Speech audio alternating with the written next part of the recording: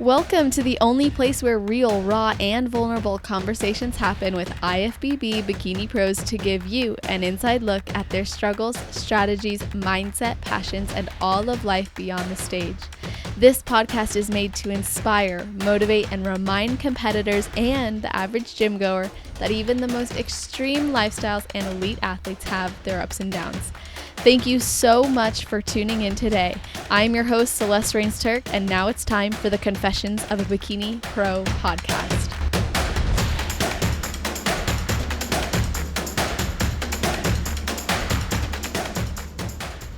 Today, we are speaking with an athlete who started competing in 2020, where she swept the South Dakota Championships before moving on to compete and win at the Nashville Fit Show in her open class in 2021. This competitor knew she wanted to go pro from when she first started, but had no idea how much it would take, and says she was humbled through her journey. In 2022, she placed second at the same show, then at that show where she and I met, which was North Americans in 2022. We both placed in the sea of 16. Hell yeah. Yeah. And then she went on to win an overall at the Minnesota State Championships before taking an offseason and returning this year to win the first and open and overall at her first regional show of the year, and then got second at Junior USA's. And then, of course, she became our overall champion and IFBB Pro at the Junior Nationals, which, like we said, secures her pro card. And then literally went on to make her pro debut at the IFBB World Classic Pro, earning a 10th place finish, which is incredible.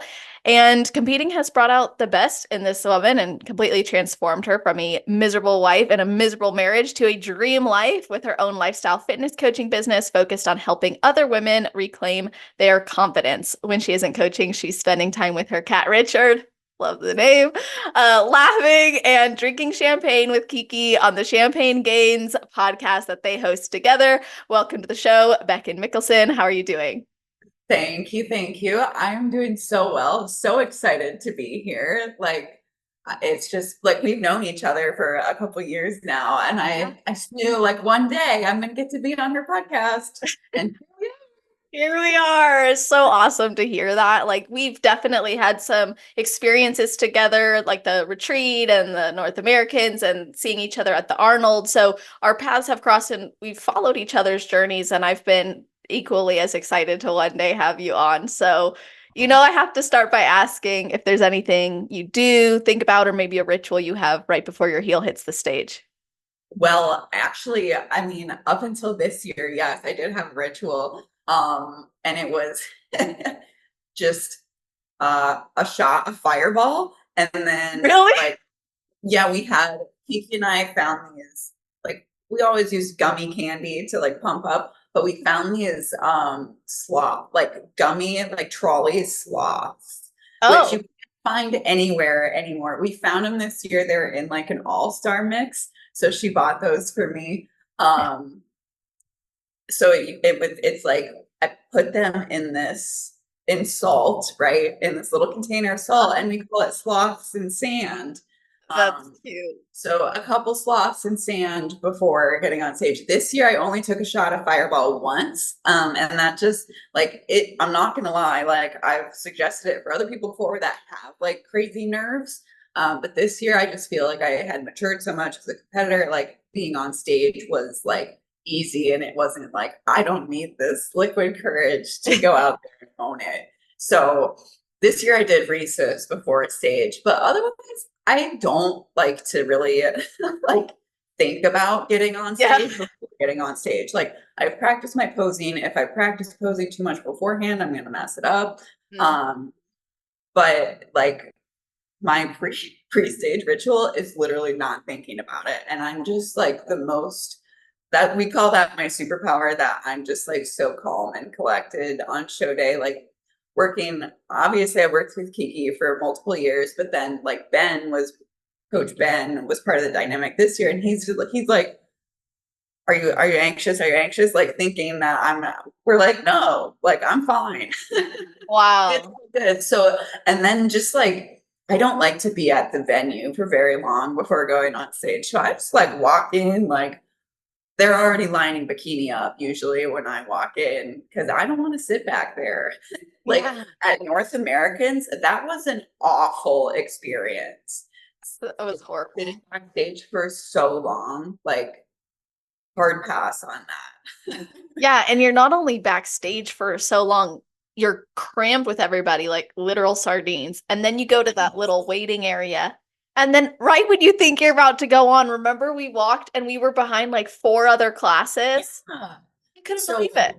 they didn't let you have any like, well, you could have bands back there, but not, and it was freezing. So it's like It your was pump so up cool. routine, if you do it before you get in line, it's like, well, you have to do it again by the time you get up there. It's just, that's just such a huge show because of all the masters competitors and everything. So Yeah. I'm very happy the two shows I did this year. No offense to the masters competitors, but I'm glad it was just like open classes.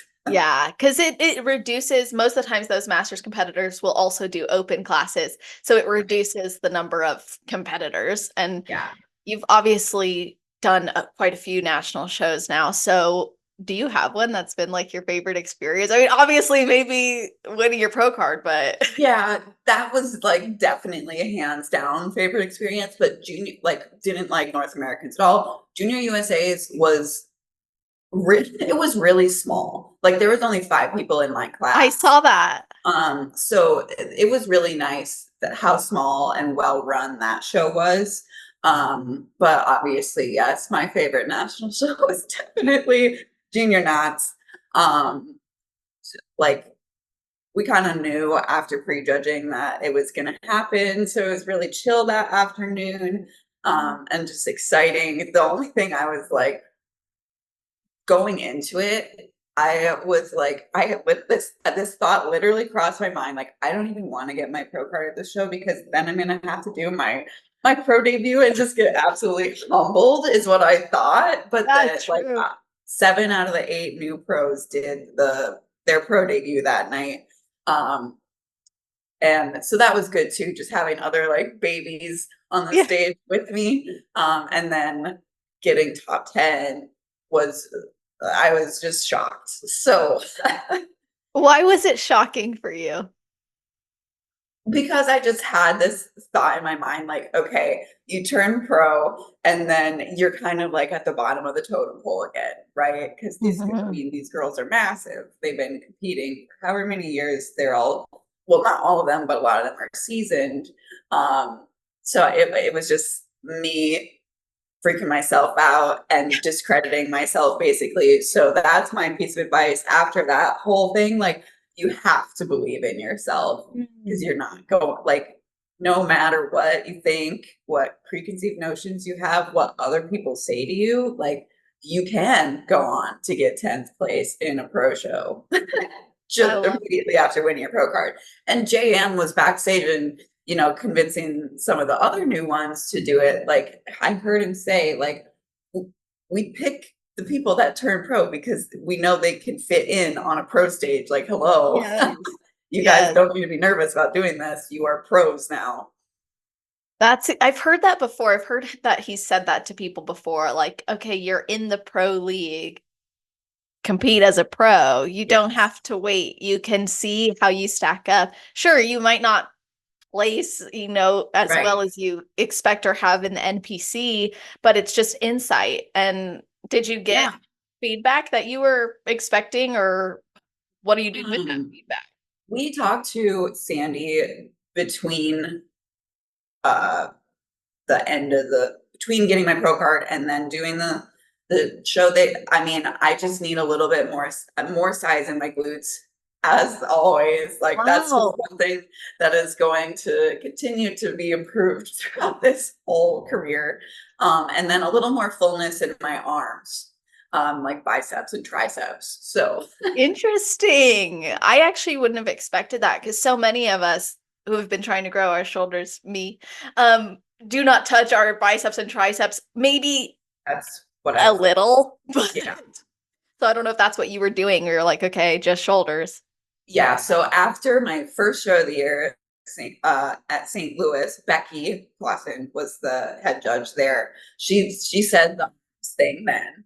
So then I started training biceps and triceps going into Junior USA's. And then, I mean, it was just part of my training then. So my training hasn't changed since, I mean, it's been a while. Like, I think junior, after the St. Louis show, we changed it. And I've just been doing the same thing ever since. And it like worked. Like, it was crazy to see how much, like, if you're putting in the work, you can change so much, like from show to show.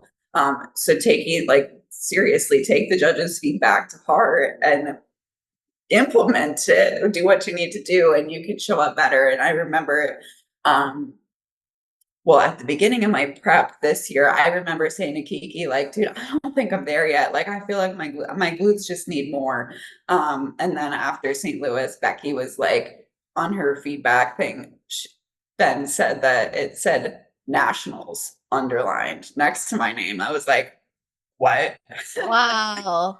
Because after North America is my first national show, Right. 2022, and third call outs, no placing. Like, yeah, it that was a humbling experience for sure. So knowing that, I took that year and a half off and put in the work to like be competitive on the national stage. So that is another big piece of advice for me. Like, don't be afraid to take the off season. Because I learned so much about myself during that time, and obviously made improvements that I needed to make. Yeah. Well, that's something that I'm personally inspired by because I was right there with you. You know, like I know how that feels. You're like, okay, well, that was like that's you look great on your own, and then you go up next to everybody Yes. else. You're like, oh, I see what's going on. So when you took that time off, what did you focus on, and what do you think made the biggest difference? So I think what made the biggest difference was me healing my relationship with food. Like, it wasn't really bad. It was just kind of an all or nothing. It was an all or nothing person. Like, if I'm gonna go out to eat, I'm getting appetizers, I'm getting a huge entree, I'm getting dessert. Um, and just like, I don't think I would call it a binging episode, but just eating to the point of maybe you don't feel very good right now, but you're still gonna keep eating because you like feel like you have to finish what's on your plate, all that. So we did, um, it was Corey Gregory's like anabolic fasting protocol. So essentially what it was is fast until noon, eat protein, carbs, and fat. We did carbs for me. At noon, at 6, and then you have like a carb spike at night before bed. And then on the weekends, like Friday through Saturday, eat whatever you want. Like, and then get back on it on Sunday. We actually added, like, I was eating protein and fats for breakfast in it with that protocol as well. But being able to eat whatever I wanted on the weekends was, it's like there's a balance between whether it's a good idea or not for certain people. Right. But being able to eat whatever I wanted really helped me, like, basically get it all out of my system. And then it only took a couple months. As time went on, I was like not eating enough on the weekends because I still needed to grow. So it was like, all right, I'm done eating like this. And then it became not as food became not as big of a deal. Um, and especially like throughout the whole year and a half. I was only doing that for a while, and then we switched back to like, okay, we need you at this amount of calories. So I was doing that for a while, and then just like taking the whole year and a half, like I was tracking my macros for the most part, following meal plan, whatever. But it just became like when I could go out to eat and not feel like I needed to finish my plate, not be like obsessing over it throughout that whole time. So that was a huge change for me. And then going back into prep, it was like I was ready to prep again. Like, all right, I'm sick of this. Like, I want this structure. So that was huge. as far as like the competing and eating side of things. Training massive. Like I feel like so many people don't actually train hard enough um to their full potential, basically. And they're leaving a lot on the table by not actually like tracking their weights, trying different things. Yeah. I tried a bunch of different things. Like I follow the Mind Pump guys. Mhm. Um, and I tried one of their like heavy lifting programs, like heavy weight, low reps. I feel like that was really awesome to do. Versus just like bodybuilding style training. So that was fun for me and just really pushing myself hard in the gym. But um, mentally throughout that time, so my prep of 2022, I was going through a divorce. And so that was, I would not suggest prepping during a divorce to anyone. But it did give me something to like focus on. So that was helpful for me. But so it was that off season was a really great time for me to like learn about who I am, build my business, work on myself, and just like become the most confident version of myself during that time as well. Have you ever been told that you can't heal your relationship with food unless you stop competing? Or do you feel like a lost cause because every time you've tried to heal your relationship with food, you're always met with the same challenges, judgment, shame, and guilt? But you're ready to get to that root of your relationship with food and really understand your habits and behaviors and make lasting changes that are going to drive you forward in your competition goals as well as your life.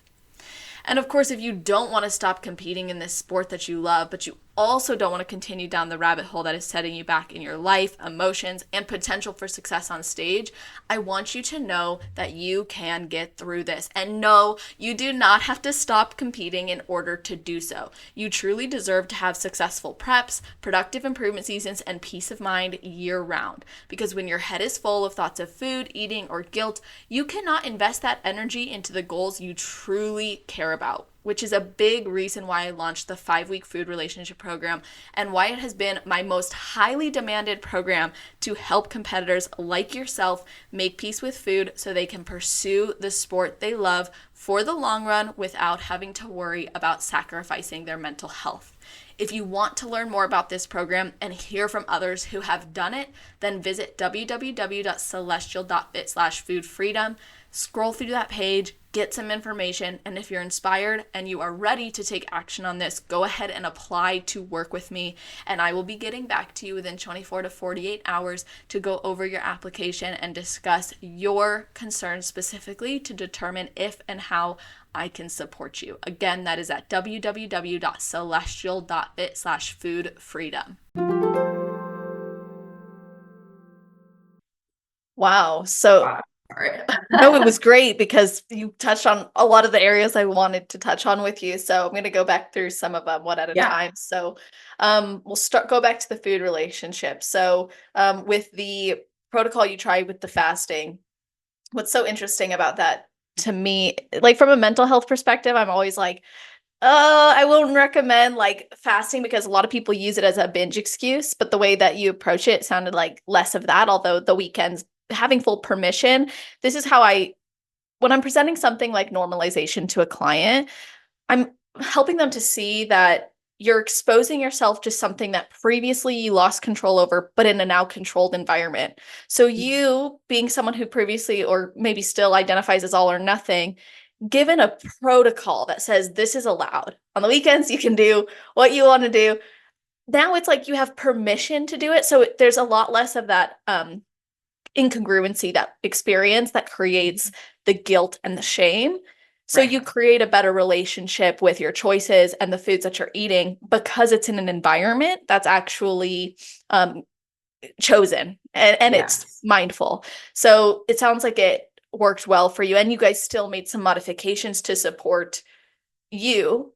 And Yes. you made a interesting point that even on some of the weekends, you stopped eating as much, like you weren't eating enough. And I think that's like a really good point to kind of focus on is like, we think that if we give ourselves freedom, we will lose control. But that is based in past experiences where freedom wasn't actually granted. It was something that you were like seeking and in a more rebellious manner. Whereas when Yeah. you give yourself freedom, generally what we find is you're more likely to make decisions that align with your goals and with your values over time because you'll see the Mhm. impact. So would you say that that's what your experience was? Yeah, yeah, that you nailed it. I mean, having the permission essentially, and it also just I'm a very protocol, like I like protocols. Mm-hmm. Um, so like having that and like the permission. So there's no like rebellion. And then it's like, okay, can you really not wait 5 days to eat something? Like you can do that. And then I think that just helps with um like you give yourself something to look forward to. So it's like, okay, and then you can prove to yourself, I can follow my plan for 4 days. And it's not like I hated what I was eating either. I was still eating good food. It's just like weekends, I'm gonna do this. And I would like plan for it throughout the week. But then, like I said, it just became like less of a thing. So yes, it was like the best thing I personally could have done for that, for me to heal my relationship with food and any like bad habits that I have. And it's nice to hear different things that people do because what that also is kind of an example of is impulse control. And what we know is people who struggle more with like the binge eating, the overeating, there's lower impulse control as opposed to someone who's maybe more on the anorexia side of things, more restrictive. There's a lot of impulse control. And it's very fascinating because you look at competitors and you think, wow, they've got so much discipline, they have so much control. But it's rooted in generally like this end goal. You know, there's like something that's what's keeping it under control and you're so focused and diligent and all these things. So sometimes when that gets lifted, there is that feeling of like, well, now that impulse control has been so pushed to its limit that the exhaustion sets in. So it's great that you saw it as an opportunity to practice. I can wait another day. I can prove this to myself another day. Yeah. Yeah. I mean, I always tell my clients like keeping promises to yourself is the greatest form of self-love. That's beautiful. That's a great sentiment. I could not agree more. It's like, okay, so sidebar before I go back to like the points you made. Um, the body love and body positivity movement, sometimes it bothers me because I don't think that self-love is equated to self-destruction, right? And we generally see it go the self-destruction route where it's like accept everything as you are and you're fine as you are. If that was true, we wouldn't face some of the concerns and the struggles we face. I think there's a difference between accepting yourself and then making changes to grow versus loving yourself and doing nothing to change. So I'm curious like how you support those women in that self-love journey to see that they're worth making those changes. Um, First of all, agree. I hate the body positivity movement Uh-huh. because I mean, you're not meant to have health problems. Like self-love Right. just like loving that you are gonna have health problems someday. Um, so it's really just I have we have to like work not I have to convince them, like I have to work with them together to like help them realize that this is only like taking care of your health and your nutrition and your body is only going to make it's going to make every single aspect of your life better. Whether that is, I mean, first of all, your mental health. Because so I know so many people, including myself, have struggled with depression, anxiety. I feel nutrition helps with every area of your life, like brain chemicals and everything. So it can be fixed through that. Being able to show up in your relationships and having energy, and being able to be more productive at work. Like there's so many benefits to taking care of yourself. And you're either going to be focusing on your illness or your wellness. Mm. Like if you're not doing anything to take care of yourself, you're you're subconsciously focusing on the illness that you're probably going to have someday or the health issues that you're going to have. Yeah. So just putting it into perspective that and convincing them that their life is going to be better. And it's not even just chasing like the aesthetic part of it. Because we Mhm. need to put that aside because your life is a lot more than the body that you live it in. That's right. Build more than just a body. Yes. That's so true. You guys, if you're not watching YouTube, I was pointing at a sign on my wall.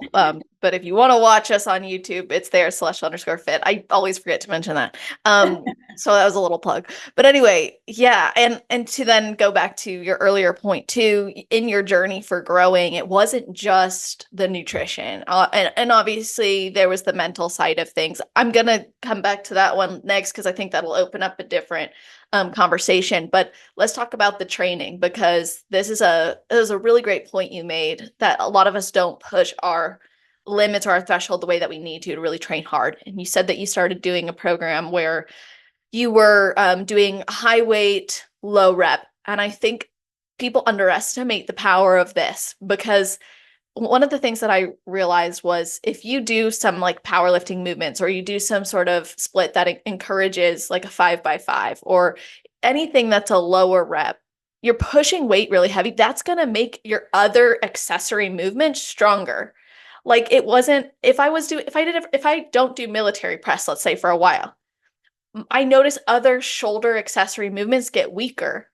Mhm. So I'm not sure if that's what your experience was, but I think that's something I realized is like doing the high weight, the low rep actually makes the accessories better. Oh yeah.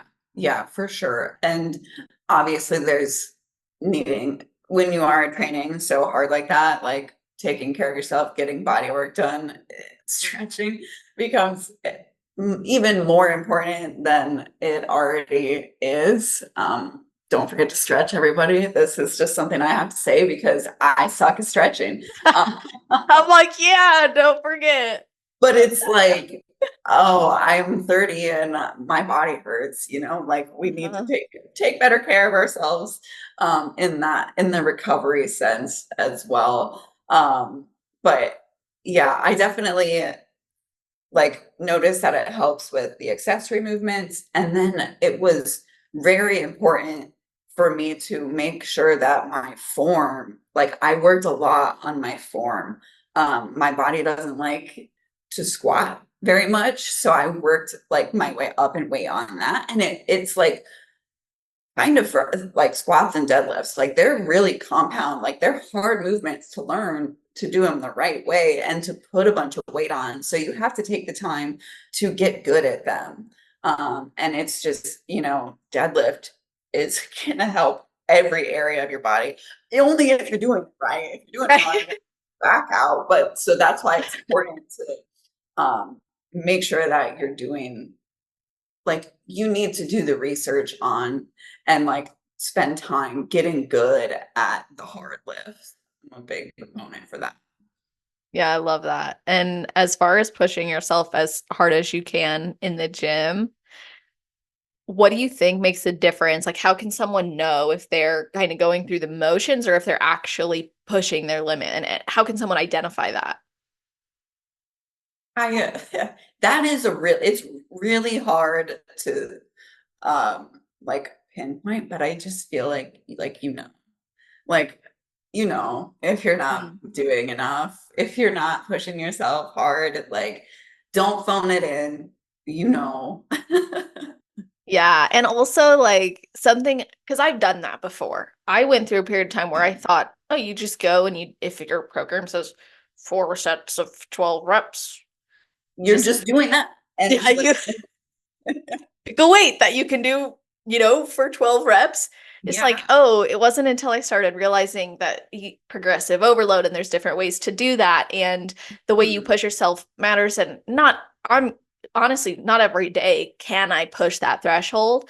But when I do, it's like, and you can feel it and you do really know. And I think you said earlier, you write down the weights you're using. That makes such a big difference because then you have physical proof and evidence. Like I did, let's say 12.5 pound lateral raises last week for X amount of reps. Well, this week, if I start doing it and something feels like maybe weaker, well, maybe I'll slow the tempo down, or maybe I'll go for less reps, but you have the actual number to see that Yeah. you hit that and you can push it.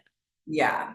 Yeah. And I think what you said about like, okay, my program says 4 by 12. If you're not doing that, then if you're not writing them down, then I like in the past, I would probably pick different weights every week. So like, what am I even freaking doing with not tracking my weights? Like it just becomes pointless. You have like the progressive overload is everything.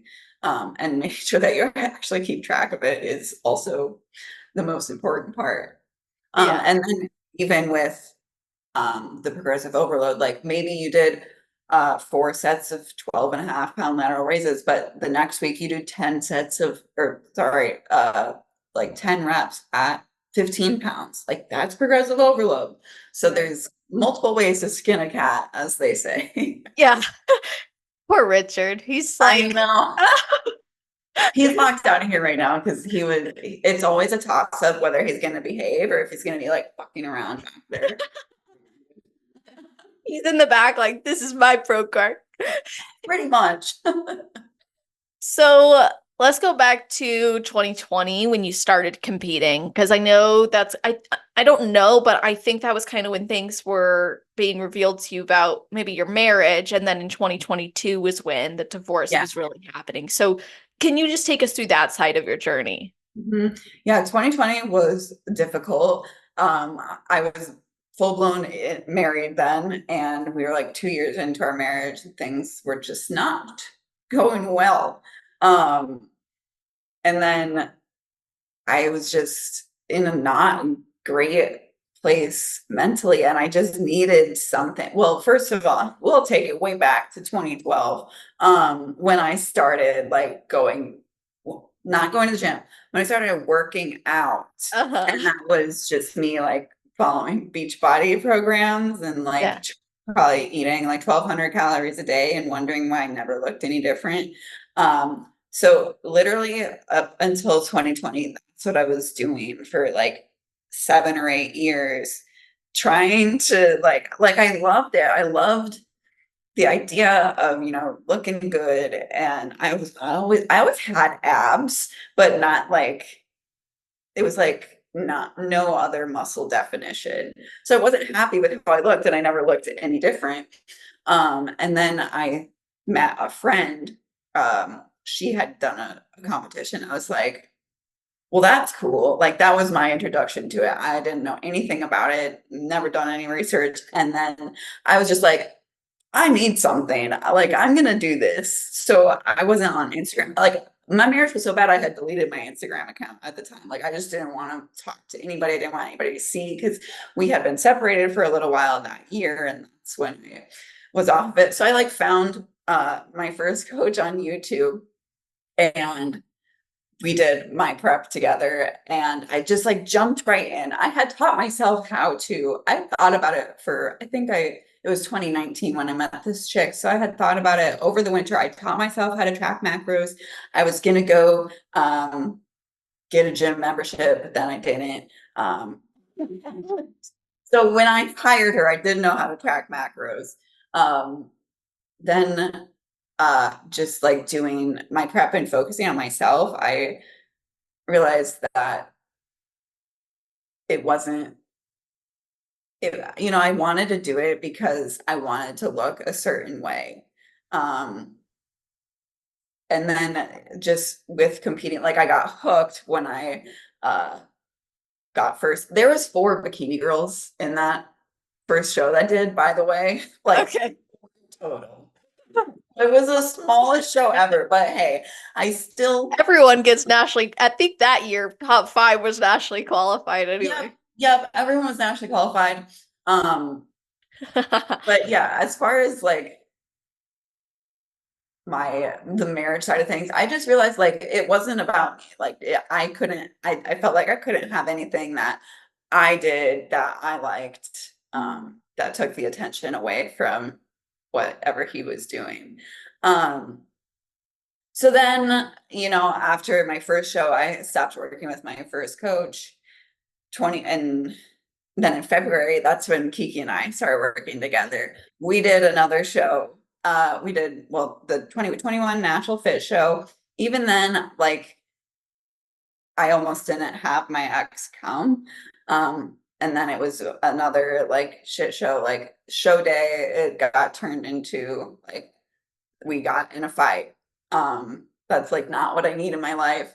No. And then it just got, it was to the point, we tried for 2 years, going through some really like heavy stuff. But in May, I was like, yeah, I can't do this anymore. Like, obviously there's more to the story that I'm not ready to share with the world yet. But it was just like I said to Kiki, hey, because I knew that I wanted to be in the fitness space by that time. Like I had fallen in love with it, wasn't sure what I wanted to do. And I said to Kiki in my check-in that week, I was like, hey, I'm getting separated from my husband. Do you have any suggestions of what I can do in the fitness industry? And she was like, I kind of need an assistant, so you can come live in my guest house. And I was like, sold. Literally 2 days later, I was like, gone. I moved to Ohio, packed up my car full of shit, and then drove 13 hours to Ohio to live in her guest house and never saw my ex again. Wow. Um, yeah, it was wild. But it was like the best decision that if I hadn't taken that opportunity, like I don't even want to think about what my life would look like because I would have stayed. I would have like I tell her all the time, she maybe saved my life is dramatic, but like I don't know where like what I would be doing right now because I had, my ex and I worked together. So we had a business together that we ran and I didn't have a job. So her asking me to come out there and like providing me a place to live, and then I got to learn everything from her was just amazing. So shout out Kiki, best Awesome. coach award. She Yeah, I taught didn't me how know. to live it. Yeah, wow. So That's amazing. And the yeah. fact that she could be there for you. That's like woman supporting woman. Hmm. That's Yeah. amazing. What Yeah. a courageous thing to do also, because I think it sounded like you were thinking about it for a long time. You guys have been working really hard to fix things and it wasn't getting better. And Yeah. I don't need you to just share whatever you're comfortable sharing. We don't often talk about divorce on the podcast because most people can't talk about it due to legal reasons, right? You've been open about some of your experiences, ways that you've grown and you've gotten more confidence, and you went from being miserable to now being really, really happy and rebuilding your whole life. So, were there, I'm going to ask this, but you don't have to answer. You're Were there things in the beginning of the relationship that came out through that? Or was it like you got married and suddenly it was a different person? Oh no, it was me. I wanted to get married so bad. Like I never should I should have known. I will share like my self-worth from when I started working out in 2012. I started working out because some effing man told me I could never be with someone that doesn't work out. And I didn't have a lot of friends in high school. I didn't have any like boyfriends. I didn't feel pretty, like I wasn't confident. All my other friends were in relationships and whatnot. And so I started looking to men for validation, I guess. So my uh relationships in the past have not been amazing. Just like getting attached to people too quickly and like envisioning the best in someone that's not the best. Like we tend to look past things if there's something else we want, which I wanted to get married. All my friends were getting married. I felt left out when I was 24.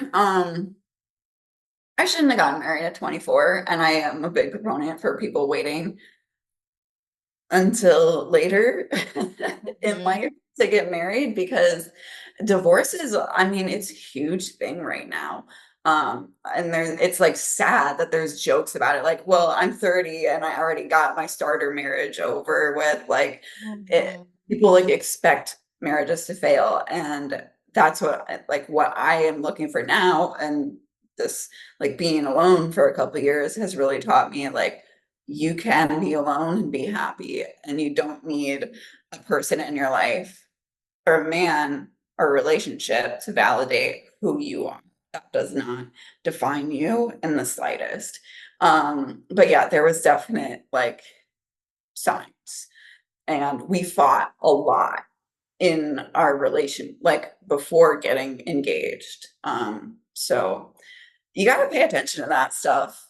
Like, you look past it because you have your eyes on the prize and marriage and wedding and everything, and then the wedding happens and it's amazing, and then things things go south. And just being married, like, you have to be ready to work on it um with your partner and grow together, which we apparently weren't willing to do. Wow. So I appreciate you sharing a lot of your personal perspective there because I think this is so common. And I recently experienced this myself where I idolized the idea of marriage and kids and all of that, that I overlooked some serious red flags. And I have compassion for myself because I can see what was Mhm. happening. And you're right, there's generally a justification for all the good. And like you just focus on that and instead of looking at what's really happening. So now that you've seen that and you look back on it, how would you or how do you encourage others to identify what's really happening instead of what they're wanting to see happen? Oh gosh. I mean, I don't I try not to give other people marriage advice or, like, relationship advice, because it's so messed up, because this is where I struggle now. If someone tells me something that their significant other is doing, I'll just be like, speaking from my past self immediately, I'm like, just break up with them. Like, it can be the smallest thing. I'm like, dude, if you're complaining about it, just break up, which is not the answer. Like, Right. guys can work it out. But I mean, sometimes I think that advice is warranted. Um, like, just this morning, one of my friends was messaging me about this guy that was texting her. She's like, "Can I send you some screenshots of these? Like, I'm getting weirded out." I was like, just reading these is giving me the ick. Like, I wouldn't even waste your time. Like, Uh-huh. but you can be, that's my biggest piece of advice. Be picky. Like, you can be picky, and we, as myself, like, I feel we're so afraid of, like, hurting people's feelings. But what about your own feelings? What about, like, don't give yourself to someone because you're afraid of hurting their feelings. Like, that's dumb. Great point. Yeah, that's so true. And I think we're more likely to see the best in somebody, want the best, or believe the best, that we will justify the build a man process instead of You being like, can't oh, fix them. yeah, absolutely. And I'm learning the difference between like what's a need, what's a want, Yeah. and what's fair to expect, what's not fair. And I think that there's a big throwaway culture for sure right now where it's like, oh, one little thing goes wrong, toss them, like you were saying. But Yeah. at the same time, like given past experiences and hurts, I can see why you'd go that way because you could identify that there were things that you should have walked away from and didn't. Yes. Yeah, that is exactly where it stems from. But I have realized I can't be that. I said to my sister one time, I was like, dude, if a man ever embarrasses me again, I'm out. She's like, Beckon, they're gonna embarrass you sometime. I'm like, oh, this is perfect. I know. Then you're like, well, what's the freaking point? Why does anybody do Ain't nobody gonna embarrass me. So here I am living with my cat. that? Hey, Richard's great, you know? The best. I really got lucky with him because I just wanted a cat. I had seen him on the Humane Society website, and I was like, his picture on there. I was like, that's the one. Like, I Was his knew it. name Richard already? No, it was Alan. I love the name Alan, but that's such a weird name for a cat. Well, so is Richard. Richard is too. Like people love it. I love telling people his name is Richard, and they're like, "What?" It's That is hilarious. why it's so great. I'm like, when I remember when I first read that, I was like, wait, who the heck is Richard? I'm like, that is so funny. It's Good. great, and he's like a good cat. Like he's not boring. He's super friendly. Everybody loves Richard. That's awesome. Yeah, he sounds like a superstar. Yeah. Well, I think that you bring up a lot of great points from the relational side of things. And there's also so much strength that you've obviously gained and confidence that you've gained where you're no longer seeking that validation. And it's something that you came to the realization, hey, this marriage is no longer work throughable. As much as I didn't want to walk away, I am because we've tried. So then you said in a recent story, it was actually the hardest thing you've ever been through. So, what were some of those emotional and mental experiences that came with the divorce, and how have you as a person grown through that? Well, actually, I recently took an Enneagram personality test, and I'm an Enneagram 1, and it made total sense. I'm a perfectionist, and my weaknesses, one of them was that I don't like to feel pain. So, which I mean, no one does, but it's like elevated for me. Like I'll avoid things. Um, and that was hard going through the divorce because you just want to mask it, or at least I wanted to. And then waking up in the morning, I got really bad. I had like really bad like morning anxiety. Like I would cry a lot in the morning. Cortisol spiked in the morning. All of that fun stuff. Um, so that was really hard to not like run back to him. And just like go back home, go back to what was familiar.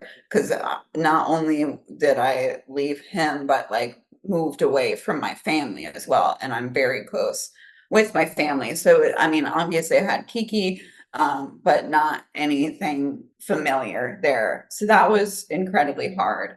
Um, and just thinking about like, what do I do? Like, is this going to work? Am I going to be okay? Um, Newsflash, I was okay. But it was just like so unfamiliar and so uncomfortable. And it's scary, leaving something that you've known for so long. And it's really sad. Like, I'm not like happy that, like, I'm not proud to say, oh, I got divorced. I think it's powerful to talk about, and I think people should talk about it more because there's so many people that are going through it as well. I mean, I have a lot of friends that have gotten divorced. So it's good to have other people's insight. If from someone that you trust, like, don't just like believe everything you hear. And because I'm not a big proponent for divorce. Like I don't want to get divorced again, and it's scary because like, well, if you get divorced once, your chances of getting divorced again are like significantly higher. So it's just going to be like finding my person and someone that I want to like work through life with, that I know is going to work and like have a family with and everything. So um, but yeah, it was not a fun time. I think just being away from home definitely elevated the pain. Oh, I imagine so. You don't have like your main support system, and then And not having like the that's kind of what I miss sometimes, is like having someone to go out to eat with all the time, or like to do things the with, partnership. or like just cuddle on the couch with. Like that is like nice, but also it's a very peaceful life that I have Yeah. living. Yeah, I imagine so because you want those things with someone who adds to your life, and they don't always have to be. It's not like they have to give, give, give, and you just want to take. It's just Mhm. there should be a partnership that is fulfilling in some way. Mhm. So just like ditching old habits was a hard part there as well. Sounds like it. That comfortable Yeah. feeling and what you know. And then the discomfort, especially if you are maybe more of a perfectionist or um averse to pain, Yes. you'll see like, well, the what ifs get really, really big. What if I don't figure this out? Then I'm in financial pain. What if I don't get sustain this job? Then I'm don't have a place to live. What if I never find somebody and I don't have a family? What if I could just go back and it'll be so comfortable and predictable? But Right. it's painful. That would be painful. And that's really with anything in life. I'm gonna butcher this freaking statement. I should have it memorized, but just with anything like with starting a fitness journey or a new job, like um people won't change until their current level of pain exceeds the pain that it's going to take to change. Um, so yeah, it was like this is going to be hard, but my current state right now is a lot harder than it's going than what's coming, basically.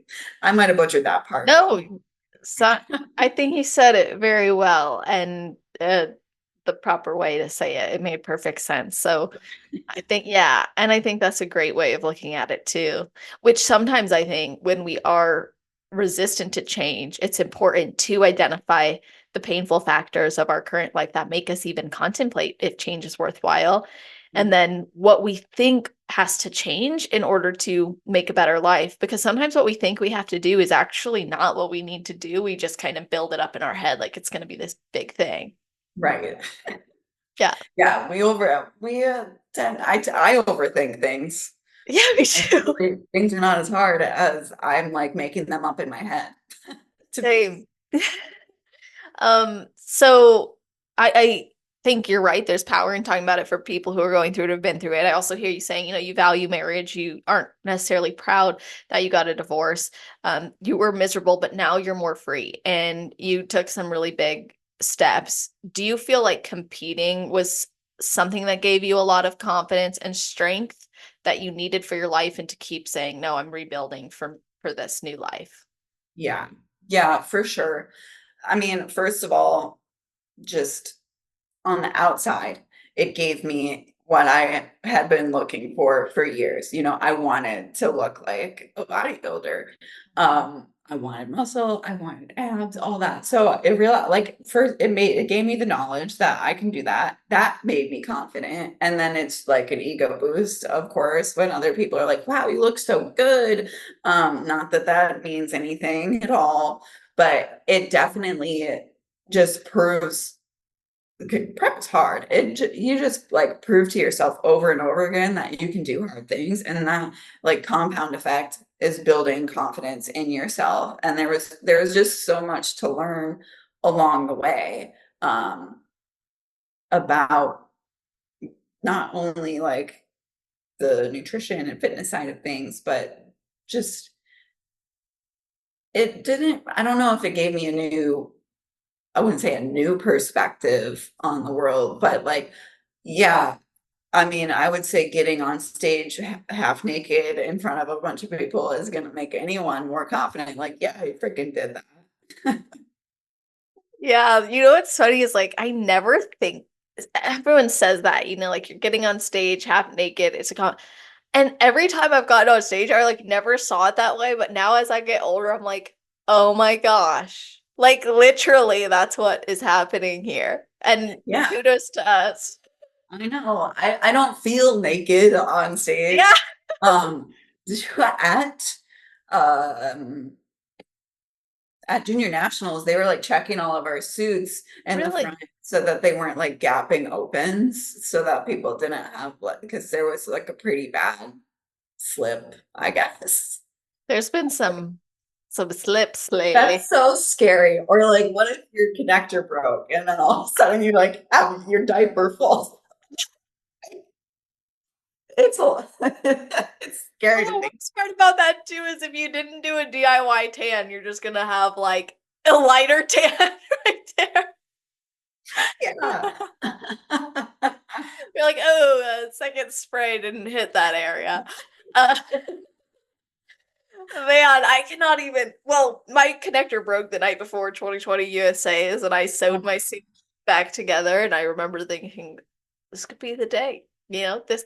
And I had a client, she, and actually one of the podcast anniversary episodes I did, I had people like send voice memos or call in with like crazy stories. Uh-huh. And told her story, which was like her top fell off on stage.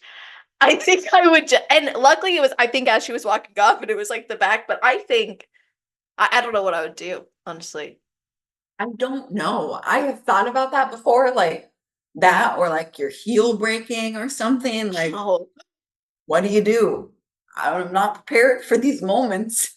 no, I admire the people. Like, have you seen these videos of the people who do have the stage fails and they do great? Like this one girl whose shoe, I think it snapped or it came off and she like so gracefully picked it up and finished it. And I was like, wow, Mm-mm. better than I me. mean, when I bend, if I bend down on like there's like when I like squatted down to get my pro card, I'm just like full blown like frog squat. Like I don't know how to do it like gracefully. Bend and Sorry. snap. None of that.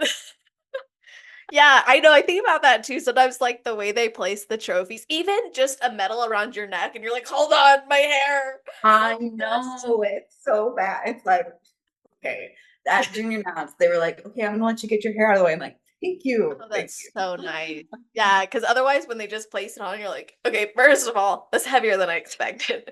Second of all, now my hair, I don't even know what it's gonna look like. Yeah, exactly. I don't even remember. Oh, the confidence thing. Yeah, because you never know what could happen. So you're like, well, Right. yeah, that's so true too. Like we really don't know. There's something about that adrenaline or that just facing the potential fears that could come up and knowing that you did it. But I think in the fitness journey you faced, you developed passion as well. It's very clear that that's something you want to give others. So how has starting your coaching business actually been influential in your rebuilding of your life? And what even inspired you to do that aside from, of course, the situation you were in that led you to mentorship with Kiki?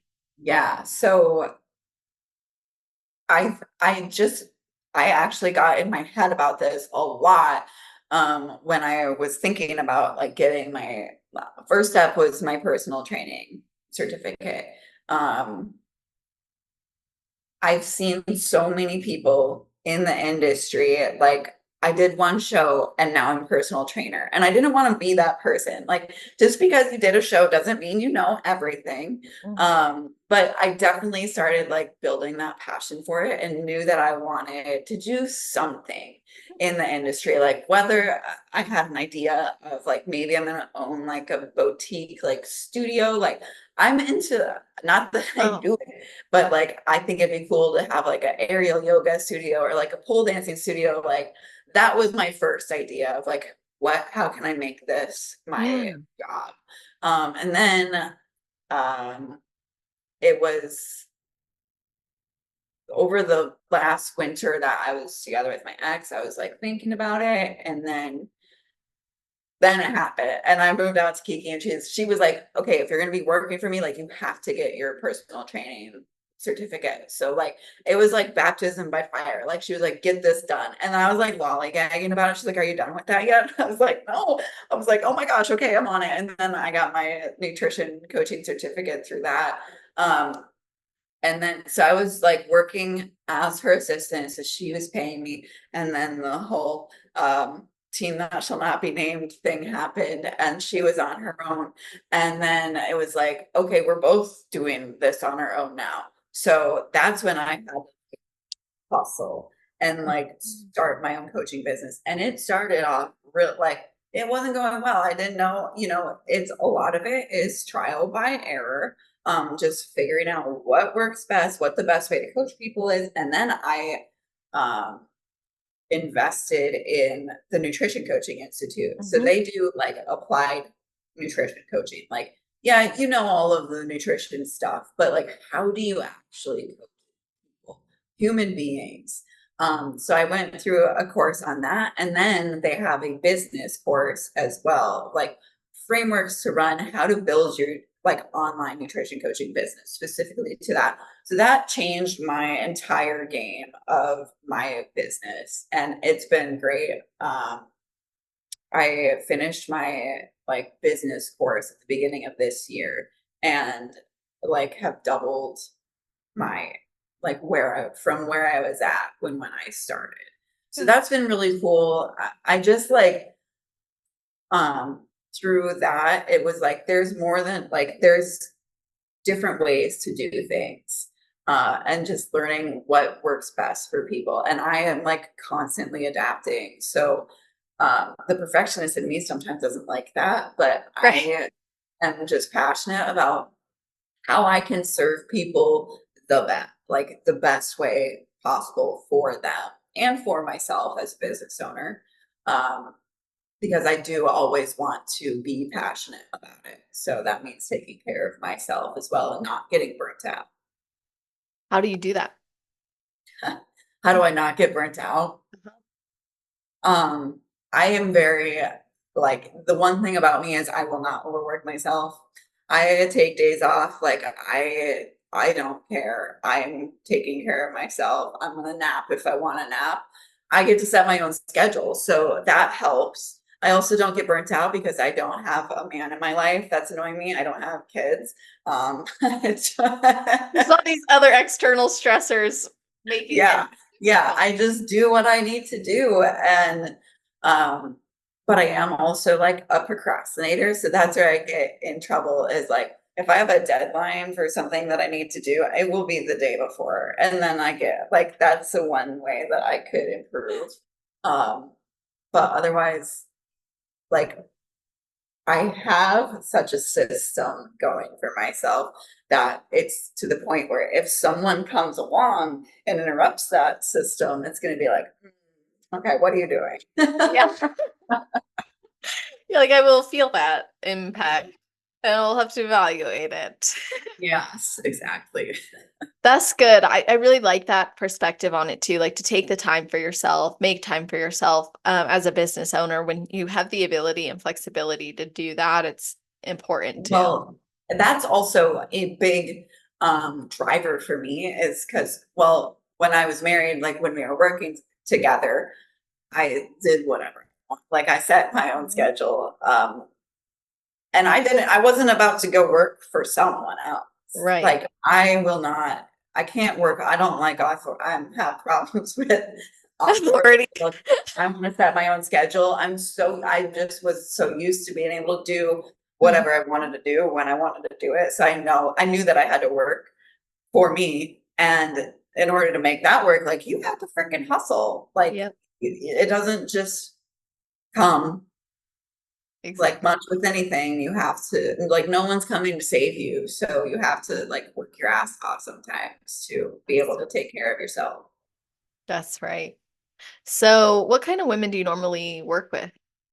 I don't I mean, so many people have like a very niched coaching business, but I'm just like I work with everybody, young adult, like young women to postmenopausal women, um, anyone that I vibe with and that is like willing to put in the work. Um, I work with people that are trying to build muscle, people that are trying to lose weight, people that are just trying to maintain where they're at and like just become a healthier version of themselves, like inwardly, like as far as nutrition related. But yeah, I just love helping anyone. So That's awesome. I don't work with men though. Do you not like to, or was it just like not on your mission? It's I feel like I have such a bad um like View on I them? don't want to get hit on. Yeah. Like I don't want you talking to me for the wrong reasons and like Yeah. get away. Love it when you'll do your tits up Tuesday videos and like you'll be talking to a man and I just sometimes like the energy is so funny. I just love it. Dude, you have to be a savage to them. Yeah, you are a savage. That's why I'm like, holy crap. I'm very blunt. Yeah. Well, like I think a lot of people avoid me like when they see me because I have such a bad resting bitch face. I've been told that I like look intimidating. Like I am the dumbest person, like the dorkiest person that you will ever meet or talk to. Like, yes, I look like angry all the time, but not the case in the slightest. That's so awesome. Yeah, I thought that that was such a clever thing that you did, and you make great content as well. Thank Imagine you. that's I'm like in a funk about it right now. I think I have the post show blues a little bit. Like, yeah, obviously, I'm glad I'm not competing. I'm very ready to be in an improvement season, but uh, like I competed and then I moved the week after, and I'm just like, well, you're like, how do you not get burnt out? I think I'm a little burnt out right now. Um, yeah, but and then it was just like, well, now I posted all my show content, and I don't want to switch back to like totally. educational content, and it's just like I'm trying to find some sort of like I don't know a spark. I get that. I think it's natural and normal, like even from like a chemical perspective, like you reach this peak and this high, and then it is Yeah. down. And And you don't really think about how much stress you're putting your body through exactly. as well. Um, so I'm working on just like toning it down a little bit, making sure I get my steps in. I'm not like going super hard in the gym right now. Yeah. I am getting stretched by a person tomorrow, which I'm excited about. My Laffy Taffy mode. I literally sent that to Kiki. I Did was you? like, just put me in a in a taffy stretcher. That's what I need. Or like one of those like torture devices. Oh, that would be great. Like literally just sometimes to have someone like press a pressure point on your body is like, yeah, do I that. know. Yeah. Yeah. And my new gym has a sauna in it. So I've been using that every day, which has been great. That's good. Yeah. So recovery is the key right now. Obviously, still reversing. I feel like my calories are pretty high at the end of my prep. Um, so it's like weird because I feel like I'm reversed. Like I feel like Yeah, I look normal again. Like not like diced, which right. sucks to see go, but it's not sustainable. So Yeah. uh but yeah, just getting back into life mode and building my business mode and everything, which is good. Yeah, that is really good. I know that it can be tough though. Sometimes like I'll hit those walls with content where I'm like, okay. And honestly, doing these podcasts, like talking with people, it helps me because I'm like, oh, we talked about this subject and now I'm thinking about these things that I want to make posts Yeah. about. I always like write my ideas down, but then it's just a matter of like like putting it onto the screen. I know. I've been beating myself up a little bit. Like, I used to make videos all the time, reels Yeah. and regular videos. And now I just been write. And I love to write, and I always have like vlogs every single day. But sometimes I like I think sometimes we judge ourselves. I know I do. Like, you judge your current output based on previous outputs, but that doesn't mean that that output was sustainable or even necessary right now. Right. Yeah, exactly. So it's just, well, I did this with competing and I'm doing it with this now. Like, okay, you just have to accept that it's okay that you're not putting out content Yeah. right now. And then same with competing. I was like, okay, you're literally like, it's expensive, right? You're gonna have to spend like this amount of money and be okay with it this year. Like, Mhm. just you have to sometimes convince yourself that things are okay. It is Yeah. okay spending a little bit extra money on competing or that you're not putting as much content out. Like things are still going to be okay. I like that. I actually needed to hear that. Like, just because things look different doesn't mean you're not okay. Right. That's a good word. I Very like. true. Yeah. So I want to go back to what you're doing because obviously you're reversing. It's awesome. You said one of your goals, at least I saw it in your planner from your story, is to earn top five in the pro league. So what are you guys doing? I know earlier you said more glutes, more arms, and so what are you doing actually to make that happen? And what's the goal to eventually get back on stage? Yeah. So as far as what we're doing food wise, just building, my calories are at like 2,500 right now. During the last few weeks of my prep, they were at on my low days, like 2,200 or 2,400. On all my glute days, I was doing high days. Nice. And then, post show, which was amazing. That whole week, he was just like, just intuitively eat this week. And it was nice that I could actually trust myself to do that and didn't feel like, okay, I need all of the food. And I just like, you get in your head a little bit, like, I don't want to gain 10 pounds overnight. A, that feels like crap. B, I don't want, like, you can see the inflammation on your body from that. Yeah. It's not that you're gaining 10 pounds of fat, but just being really smart about it and like actually acting like a pro competitor, which was what was different this whole season. Like, there wasn't a time I was like craving a bunch of stuff. So right now, after that week, we up my calories a little bit, and that'll continue to happen. So we'll get them built up as high as we can. I'm excited to see how high they get coming out of prep with them already being like incredibly high. And my training hasn't changed, so I'm still doing the same training. Like, I that was one thing I was getting burnt out of during prep. Like, I hated my gym, so I was just like not feeling the training situation, but I still went and did it every day or 6 days a week. So training, I've been like just kind of going in the gym, doing what feels fun to me. I haven't had a lot of time. So just doing some different things, doing a little bit shorter workouts while my body is also like recovering. Yeah. But otherwise, nothing. We always talk about this on our podcast. Like, being in season and on season is just like turning dials up and down. Like, cardio dial turned down now. Being absolutely freaking perfect about a meal plan turned down.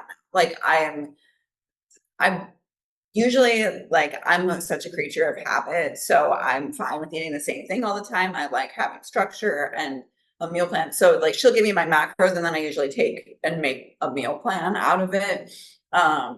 And just eat the same thing all the time. But I have that freedom to track macros on days that I want to add something else in. So I've been trying some different, like, not different foods, but just like foods that I missed, like bread. So just like getting back into normal, Right. just non-prep mode, uh, which isn't that much different because I know what it feels. I felt so good this prep too. Like, there wasn't any days that was like, oh, I feel like I'm dying. Um, but just like, I know how good I feel when I do take care of myself and I'm not eating garbage all the time or like drinking too much champagne. Of course, there's room for champagne now in the improvement season. I love it. I like that the dials. Like, you're turning Yeah. some up, you're turning some down, because I I usually use a pendulum as like a visual. Like, we don't want the swings from prep to improvement season to look like this. They really Yeah. can just look like little, because otherwise you do fall into even more all or nothing, instead of like, okay, my if my improvement season doesn't look that different from my prep, and my prep doesn't look that different from my improvement season, it's gonna be a lot more likely that I'll have longevity in this sport. Yeah. Yeah. 1000%. And you can always, like, the serious competitors know that and understand that, like, don't swing so far in the opposite direction. I'm not saying that, like, I don't agree with being 2 pounds within stage weight all year long No, definitely not. whatsoever. That's just so hard on a person's body. Especially if you're not even where you need to be from a muscular or a Right. caloric or health Yeah. standpoint. I think that's a dangerous message actually for competitors. I agree. And that is one thing that's hard as a competitor for sure, is in my off season last, or like 2 years ago or whatever year it is. Yeah. Um, Like at the end of my off season, I was thick. Like I was like thick for me. I was like 145 pounds and my stage weight this year was 125. But I'm sorry, I shouldn't have said I was thick. I felt so good. Like Right. I felt like I looked so good. And then you see yourself like diced. And then it's like, I know. that's why I'm saying it was thick, because it's like compared to now, it's like, yeah, you were thick. Of course you were, you're Yeah. supposed to be. Like, so like now we're changing that. Like I don't need to bulk as hard as I did last time. But like just remembering, hey, you felt okay. You were okay in your improvement season, like not being diced. So it's okay. Yes, that's so true. You have to remind yourself, like, at least I've been 160 pounds after some seriously traumatic experiences I faced, and I was still on point with my diet. I was still on point with my training, and I was like, I cannot stop gaining weight. And I was still happy with my body because I knew I was doing what I needed to do. Yes. Yeah, exactly. I mean, your mindset is everything, but it is hard to get into that, or like hard to get into that mindset sometimes, especially coming right out of a show. Um, but yeah. And that's why I think it's actually worth celebrating, like when you are in an improvement season and you're feeling strong or you're liking the way that your curves look, like really Yes. or celebrate it. So then when you're post show, you're like, I liked that. Yeah, I was gonna do a photo shoot in December. Like, but then I had to go back to Minnesota abruptly. So I had to cancel it. But I was like, I'm getting these pictures done of me like Yes. in a bra and underwear in the thick of my improvement season. Like Yes. I was bummed that it didn't happen. But yeah, you have to celebrate it. It's like, yo, that built me the body of a pro. Exactly. Can't be What mad about that. I'm clapping for? You should have seen her 6 months ago. She was awesome. She was freaking Yeah. worse in the gym. Yeah.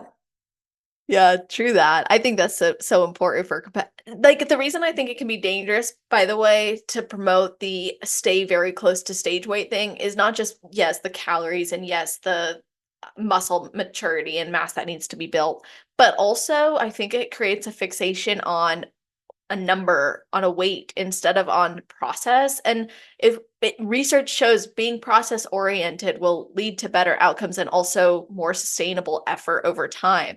So when you only focus on your weight and your stage weight and how close am I to the weight, you're so outcome oriented, you're stealing the joy of the process and of the building, and you're more likely to engage in disordered eating behaviors because you're dissatisfied with your body image. Yeah. Yeah, for sure. There's, am not, I don't obsess over the scale. And like, I don't care enough about it to not eat. Um, Right. like I Yes. will never, I'm not going to starve myself. Yeah. But you can, like, there's some days that I just know, like, hey, I'm not going to weigh myself today. I don't want to see it. Like, it doesn't matter in the Yeah. like, it doesn't matter today. But I do like to, like for data purposes, like, like what happened after this, or like what happened, you know, before this date. Um, I think it's fun to see, but it's very fine line of being obsessed with it. Absolutely. Like I track my weight every single day for data, but if I go on a vacation and there's no weight scale, I'm not like, "Ah, it's the data." I'm just like, Right. I'm good. I I'd trust rather my not body. know, yeah. Don't need that information today. No, and then sometimes like you go over to someone else's house or you're staying over, like your my dad, for example, if I stay at his house, his scale's always like I'm 2 pounds heavier at his house every time. So now I'm just like, I'm not weighing myself at my dad's because it's not even Right. accurate data and it's not necessary. Now, if I Mhm. was in prep, I would bring my own scale probably, but if it's not prep, so why would I do Yeah. that? Yeah, I mean, in prep, yep, I carry a scale around with me. We have this like travel one from Amazon that's really nice, but every time I step on it, I'm like, it's gonna break because it's so Yeah, small. But it's definitely nice to have. Because like on show day, like we want to know my weight.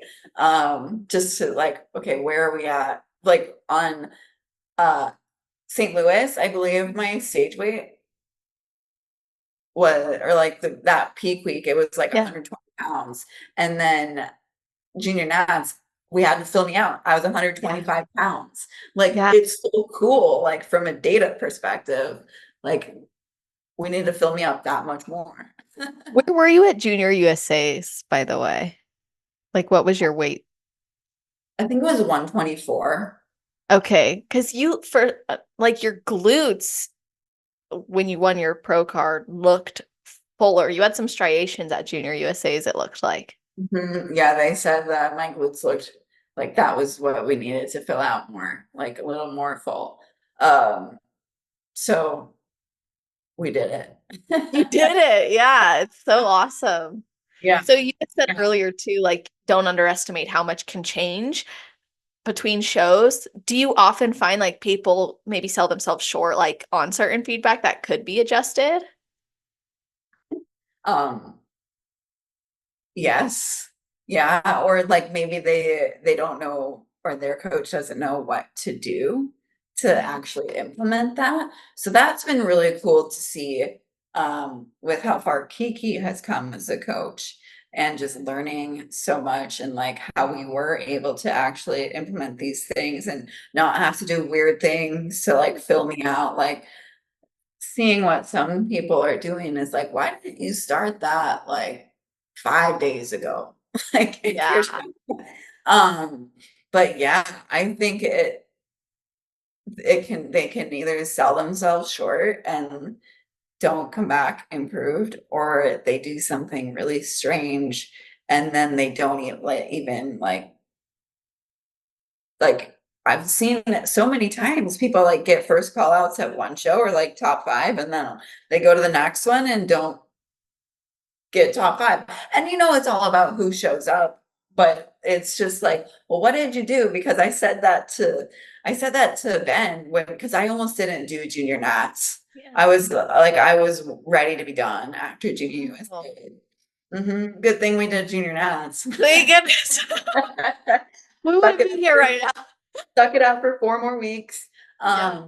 But I said to Ben, and I was like, "Dude, I've seen people go get like top 5 at Junior USA's and then go on to the next show and get third call outs." He's like, "That's because they came back worse." I was like, "Well, what if that happens to me?" He's like, "It's not gonna happen to you. You're doing this freaking show." Love that. So, like, having Kiki and Ben in my corner and, like, just trusting the process, like, it was all in their hands, like, I didn't have to think about anything. Um, Kiki knew exactly what she was doing with me, and then we worked together for so long, like, she knows how my body responds. So yes, people can sell themselves short with the improvements that they could be making between shows. Whose fault that is, not sure if it's theirs or their coaches, but there's definitely like room. I mean, depending on what it is. Like, Right. I just needed to fill my glutes up a little bit more. It's not like I needed 3 more pounds of muscle on them. Yeah, that's a big difference because Yeah. it's like there are certain things where judges will say you need to grow, and then they keep doing 3 more shows that year, and the judge is like, you need to grow, you need to Mhm. grow. So there is, yeah, it's like that's not gonna happen. Or even like the arm thing. Huh. So obviously I was training biceps a little bit more between St. Louis and junior nats, but even on the day of junior nats, like, I didn't pump up very much my arms very much before prejudging, and you can see in the picture, like before my pro debut, you can see how much of a difference like pumping up made. Wow, So just like, it's been so cool for me to like have the eye for those things now too. that is awesome. I'm gonna have to look at your shots from when you won your pro card to when you stepped on the pro stage and compare. Yeah, I mean, it was cool, and I didn't eat any, like, I barely ate that day because I was already full, like, I was full and I was holding it, so it's like, Oh, which usually was a problem in the past, like, yeah. her body can't keep up, like, she's burning through food, so it's, like, good to how we did how we loaded me into that show. Yeah, that is Although good. it sucked that day not eating anything. That is one of those So things. long. It was, I mean, like prejudging finals and then the pro show. Oh, Like that. that's such a long day. Yeah. Yeah, It was amazing. I bet. And now, obviously, like that was your pro debut. Did you change your posing for that? Oh, nope. I was not about to mess with that. Like my routine was fine. All the other girls did. And I was like, dude, I'm not just gonna go out there. Like I didn't even practice. Like it wasn't even a thought for me, Kiki, or Ben. Like Yeah. they're like, your routine is great. Just go do it. So I just did it. And I was the only one that didn't change anything. But Yeah. it was like I would rather just do my normal routine that I know looks good and versus like do something that I'm not used to doing. Totally. Well, and Because it's like, it was already overwhelming enough. Like when yeah, Shannon called my number, I was like just standing on the sidelines. Like I had no idea what my number was at that point because yeah. switched. Oh, wow. Yeah. So when she called 23 and then she was like, back in, it's like, oh, I got called. That's so epic. So Ben obviously stepped in at some point in your journey. And I know you had mentioned in a post like he was very hands-on with your posing.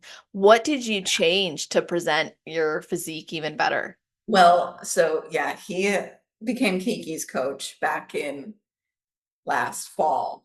Okay. So then he just like everyone that associates with us gets both of us, right? Right. So he then became my posing coach. Um, and then just like a second eye as well. So as far as what we changed with posing, he was like my first posing session with him hurt so bad because I was not conditioned at all. Uh-huh. Because it was end of my off season. I wasn't paying a super ton of attention to posing, which you should pose all year long. But yeah, I was sore for a week. I swear, like my calves, my lower back, but it was just like the slightest differences. And he's very I don't want to say hard on you, but like get it right. Like Mhm. the only thing that stressed me out was making sure that my pictures, my check-in pictures looked good. Like my poses looked good so that I didn't get any critiques or get told to do Yeah. it again. Um, so it was like just um, just like having him, it was such a good reminder every time that we pose, like, go slow. Okay, no, like you have to change this. Like just like the smallest changes can make such a huge difference. And then like for my entire prep, I was posing on both sides. And then it was like, we're gonna decide which one you're posing on the day of. Um, so I had to like know how to like make sure I was practicing on both sides as well. And at Junior USA is like 3 minutes before going on stage, he's like, you're posing on your other side today. I was like, what? It was terrifying. But then we ended up switching back. But then for junior nats, I was posing on my right side all year long. And then junior nats, we posed on my left side. So Wow, that almost feels probably risky in the moment. yeah, yeah, it does. But What's that's the just like change? making sure that it is muscle memory. Like I would be like practicing posing on show day. He's like, hey, stop. Like you're gonna freak yourself. You're gonna like, don't do it too much. You know what you're doing. Relax. Yeah. You know exactly what you're doing. Just hit your poses and that's all you need to do. Like, oh, that's all I need to do. I know that's not overthinking, right? Yeah. So why did you guys change sides for that show? Like, what did he see that was different? The line on my right side was too hard. Like Mm, too deep, like from my hip down, like my quad split. So that it was like it looked really hard, whereas my left side, not so much. wow. Yeah. So it created more balance, like a little bit Yeah. soft. Okay. Yeah. Well, and they want the fullness, they're not like rewarding anyone for coming in too hard these days. So Yeah. Yeah. they didn't need to see that. That's so awesome that you were able to adapt. So now your plan is to just keep reversing, grow, focus on life and your business. Yeah, I think it'll probably be next summer. I really Nice. want to do the show in Tahoe. Uh, Oh, that show looks I awesome. think that would be fun. I've always wanted to go there, and now I want to do shows. Like there is definitely like make sure that you're being smart about what shows you're doing, like who you're getting in front of, all of that to think about. But I really just want to like enjoy it and go to places and like Totally. actually explore the places that you get to travel to, because that like every time I go to a show, it's like, okay, you get there, you're there for 2 days, you can't go do anything. And Right. then you just want to leave by the time Yes. it's done. Like I want to just enjoy it and, and have experiences and travel. Um, so Tahoe is like my number one that I do. That's awesome. Okay, well, I'm excited to see your journey. And obviously, I like to get your best advice. I know you already shared a lot of good advice. So, what would be your best advice for somebody who has never competed before but wants to? And then your best advice for someone on their road to pro? Oh my gosh. Okay. For someone that's never competed before, I would highly, highly suggest working with a coach for a while before you start your first prep. Kiki and I jumped into my first prep. That one doesn't really count, I feel like, but um, we worked together for 3 months at least before starting a prep, just so like she can get to know your body, like you know what to do, she or he, sorry. Like just making sure that you have all of the little things dialed in and you're ready to start a prep. And just like do your best to learn about the sport. I remember when I first started researching it, I was like, what even is this? Like it was so hard for me to find any information or like any shows to do. So ask questions, make sure that you trust your coach as well and feel comfortable with them and are able to ask them questions. But I think the biggest thing would be making sure that you work with your coach for a little bit before just jumping into a prep. As far as the road to pro, and this would go for a newbie competitor too, because I remember when after I did my first show, saying to someone, yeah, you just have to get like top two at nationals to get your pro card. It can't be that hard. It's freaking hard, okay? Like, there was so much more obviously, that came from a very naive place. I didn't know anything about the sport then. I'm embarrassed to admit that I said that to someone because I was quickly humbled Yeah. because, I remember being at North American looking around like, "These girls are massive, like, these are big girls." And then I remember this year, Kiki was like, "You're a big girl now, Beckyn, like, you're here." I'm like, dude, I actually freaking belong here. Like I have glutes just standing up straight. But just please, like, don't rush it. Don't be delusional. I think that's where I was, because that's where I was. Like, it's going to be hard. You're going to have some wins and some losses along the way. And you just, you know, obviously I would have loved to get my pro card at Junior USA's, but I needed that second place to like fuel me to keep going. Like everything is happening for a reason. Be patient with it. Learn as much as you can along the way, both mentally and physically, and um, know that it's going to happen if you keep working at it. Love that. And how can people follow your journey, find you, work with you? Yeah, the best place to find me is on Instagram. I'm actually rebranding my business right now. So I'm like, website is coming, but we don't know. So you can Okay. find me on Instagram at BECKYN_IFBB Pro. I have a Facebook group for women only where I post a lot of like nutrition information and advice on there. Um, just message me on Instagram if you want in on that. But that's about it. And then you can find our podcast, Champagne Gains, on any of your streaming platforms as well if you want to hear Kiki and I ramble. Love that. That's awesome. And we'll put all that in the show notes. If you end up getting that website, send it to me. We'll put it in there.